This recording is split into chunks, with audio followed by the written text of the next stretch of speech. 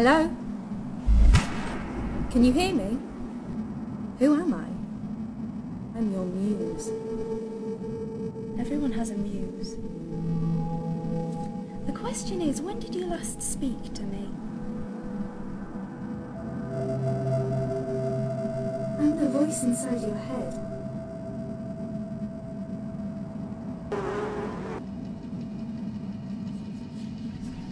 I can read your every thought. Listen to me!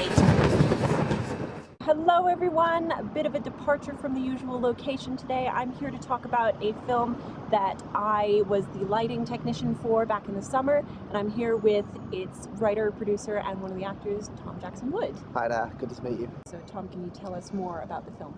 Black Box is about a writer. He's trying to finish a story, and he has been working for a long time with many failed ideas that never quite finished. And the reason being is that he has a condition called ME. It's a chronic condition which results in constant tiredness and also constant pain. It's sometimes referred to as chronic fatigue syndrome, but that's just one part of it. I have the condition myself. I've had it for 9 years, and I have chronic fatigue. I also have chronic pain in the hips downwards, so walking is very difficult for me. So most of the time I use a wheelchair, a mobility scooter, or crutches to get around. I can walk unaided in my house, but that's about it. A lot of people say to me, what's ME? Because they don't know it, and I'm not surprised, because it's, despite the fact that millions around the world have this condition and in many cases suffer from it badly, it's not very well understood, and there's a lot of ignorance about it, even among parts of the scientific community. ME is nothing if not controversial. The World Health Organization has had stated since the 50s, I believe, that ME is a legitimate neurological condition. It's a condition which is not in your head. However, within the scientific community, there is a large body of opinion, if you like, which says that ME is what they call a psychological condition, which is affecting the body, what's known as a biopsychosocial body. And yes, if that sounds complex, confusing, and slightly insane, A little bit. That's probably because it is. And this is the point. I am not an expert on what causes ME, but I can definitely tell you it's not in my head. Yeah. You know, after living with it for 9 years, I can definitely say that with certainty. It's not in my head. If you're trying to get a diagnosis with a condition which you know with every fibre of your being that it is not purely psychological, and yet there's a very high chance that the person examining you will think it is a psychological condition, you can see why it's so controversial. Yeah. You see why so many people with the condition are frustrated by science. So it is a minefield. It's the best way to describe it. It is a minefield. I was trying to explain to a colleague, not in great detail, not like we are, about the situation I face. I explained that I have something called ME, and her immediate response was, "What, is that yuppie flu?" Yuppie flu. Yeah, this is basically what it was called when it was first became prevalent in the 1980s. It was really only at that point when you start seeing people working in high-end, high-pressure environments, mainly people working in finance in the city, being so exhausted they get burnout. And although that's one cause of ME, or one level, that is by no means not the only. But the reporting at the time simply called it yuppie flu, because only yuppies got it, and it was kind of seen as kind of like a derogatory term. That it's just another way of overpaid workers who have a reputation for being loudmouths and being very vocal, being sick, and that's all it was. And being very vocal about being sick. Yes, but that is not at all the case. And this, bear in mind that this was back in the 80s, this was being reported, but this colleague of mine was calling it yuppie flu as of 2 years ago. Yeah, that doesn't seem very sympathetic or very understanding. It also shows how little people actually understand. Which is why I'm trying to get these films made. Because on the other side of the scale, if you are so badly affected by ME, you can barely leave the house. Yeah. And as very much a result that you are out of sight and out of mind. That's the opposite. Horrible to think about. It's the truth. Yeah. The basic thing is that those people who could either advocate are either they're either so little affected that they don't look sick and everyone thinks they're lying, or they're so unwell that they can't live or participate in any public sphere easily. It is possible, but only a handful of people are able to.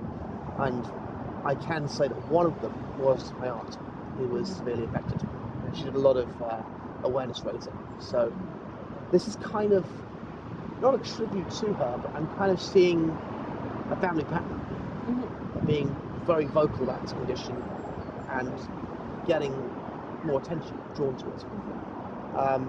Because I particularly find myself in an unusual situation where I'm halfway between these two extremes, and I have a condition which is bad enough to use mobility devices, which means it's obviously not just being sick, but at the same time I'm able to live mostly a very active life. So in my case, I'm in this sort of strange position where I have an invisible illness, but because I need to use a wheelchair and sticks, the invisible illness has become visible. So I'm feeling I could be quite a good advocate for ME, because I'm halfway between these two extremes and have an idea of what both can be like from my family experiences. So with this in mind, Sure. What are your hopes and what is the thing that you want to accomplish most by making this film? I made this film because I want to raise more awareness about ME, but at the same time, I want to do it in a way that people will find interesting and they want to watch. When we finished it, I want to send it to festivals. I want to get it played on the circuit. And also just spread the word, get more attention out there. That this is a condition that exists and it affects a lot of people, if not double the amount of people with MS. And I think estimates roughly put it that there are about 15 million people in the world with this condition. 15 million. Yeah. That's a lot. So as far as you're aware, this could be the first film about Emmy that is not a straight up documentary. Yeah, what I think is, when I was researching the black box and the material that came awakened, I wanted to see what else was out there. And it very quickly turned out that there was very little. To my knowledge, there have been only 2 films, feature length, about Emmy which have been made. And these are both documentaries. However, now I think is a good time for Emmy because there does seem to be a bit more groundswell of interest and a real attempt to get some more awareness out there. And this is probably the best example of this. Is there is a new documentary coming out called Unrest, and it's been produced by a woman called Jennifer Bray, who has severe ME herself, and she did that TED talk about what it was like to have an illness that science can't diagnose. And it's also about her, and it's about other people with ME, and you're just seeing the level of stuff they tried just to get a diagnosis, which makes my attempts to get one easy by comparison. Yeah.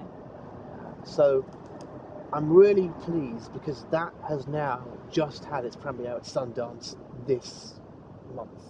So I'm really excited to see where that goes. It provides a good platform for It you. provides a good platform, and I'm hoping that we can kind of go and get a bit of a tailwind and build on that by making, by getting this little fiction film about Emmy out as well. And that leads us on to the Indiegogo crowdfunder that we have for the black box. We'll put a link in the description and a link here for you to click on. And can you tell us about the crowdfunder? We are looking to raise £3,000 in total on Indiegogo. We've got a whole range of perks available that start from as little as £2. Our perks range from shout-outs on social media, to credits on our website, to credits on our film, to blooper reels, where you can see all the outtakes. Just recently we've released this pack of 5 photographs, 6x4, which were taken on set by this fantastic photographer I've worked with called Michael Cheetham, who is really good at what he does. And if you see the website and our social media, you'll see all his photos on there, and they look brilliant. Recently we've also released canvases of Michael's photos, and also our production designer Rachel Rampart is a digital artist in her own right, and after working on the black box she started doing some artwork that was inspired by working on our film. And some of this also are composites of Michael's photos. So what we're going to be doing is we're going to be also selling Rachel's artwork on canvas as well as a perk. You can also get our scripts. We've signed them and they're available. I think they're going for 100 each. So if you could, this is a really exciting opportunity to get your hands on a piece of actual working film script, which is really cool. We may have like deluxe secret perks that are beyond that if anyone's interested. We have got a web email address which should appear now, and you can contact us, and you can, if you want to give to the crowdfunder, you can do so. If you want to give to the crowdfunder but don't want to do so online, again, we can arrange that. We're also fundraising offline, so email us at that email and we will be in touch. Myself and the director Rebecca Holborn we're going to be doing these talks, and if anyone would like to come and book us, we can come to you and the audience, whatever that looks like, and we'll talk about ME, about the condition, how it can affect your life, and why we wanted to make this film, and how it was made. If that would be something you want to hire us for, please get in touch and we can arrange it. Thank you. So in the black box, there's this character called the Muse, and she's angry, and she kind of drives forward the story, would you say? I would say that the muse, yeah, she's angry, but it's more frustration. She kind of mirrors the man's own frustrations and then takes them even further. And in a sense, you kind of get the feeling that these two are like a couple arguing. But the thing is, it's like the body and the mind arguing with each other in a sort of strange metaphysical sense. But the sort of the feeling is behind that the muse is giving the writer or the man these ideas, but because he's so unwell, he can't actually act on them or finish them. He starts, but he can't finish. And the muse finds this very frustrating. That kind of sums up the muse's frustration, that she feels forgotten, ignored. Like a lot of muses, if you like, she doesn't take no for an answer. Yeah. She will keep coming back again and again. Yeah, because I suppose with creativity, even no matter how tired you are, you can't stop yourself from having great ideas. No, no, you can't. Yeah. And that really is the message really behind ME, is that yes, it's difficult, but I would say, as a person who has a quite severe form of ME, or at least it's moderate enough to make a big difference to my life, but it hasn't stopped me from doing what I want to do. It's just taken me longer because of it. And I think that's really the take-home message of this film, is that I want people with ME to see this and think, yeah, actually, I can do stuff. You know, and I feel that could be very empowering for them. And I also want people who don't have ME to see this film and go, yeah, I know what that is. You know, I've had that setback. I feel for this guy. You know, I've had this dream. I want to work on it, and you know, stuff got in the way. And so you see, this is what I want to achieve by essentially making an awareness film about ME, which isn't a typical awareness film. Very good. Very good. Well, we wish you the best of luck. Thank you very all much. of us on the internet, all from this channel. Wonderful. And thank you to Thom Jackson-Wood for appearing on this channel, and you can contribute to the Indiegogo campaign down below if you want. That would be massively appreciated, and I'll put all of Thom's links below. Thank you so much. Yeah. Wonderful. All right. Have a good day. Yeah, we'll see you later. Bye for now. Welcome to your mind. Welcome to the black box.